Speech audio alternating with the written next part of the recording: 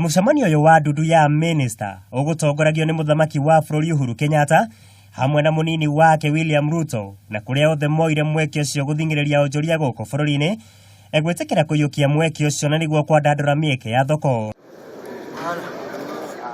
Ngirimiti ĩno ĩgakorwo ĩkĩrutithio wĩra wona yarĩkia kũhũrwo thaĩri nĩ mabũrũri 22 marĩa mombĩte ngwatanĩro ĩno. And that is why part of the opening of our borders and part of making us visa free for African for people of African nationalities to come into Kenya is to encourage this trading. Ũiguithanĩrio ũyũ nĩ ũratanywo kũrehe wĩyathi wa kĩwonjoria ũrĩa ũgũcũngĩrĩria gũkũra kwa iganda, kũrehe ũthii wa nambere hamwe na kwandandũra ũtonga wa mabũrũri ma Afrika. The Continental Free Trade Area is a culmination of a vision set forth nearly 40 years ago in the Lagos Plan of Action adopted by heads of state in 1980.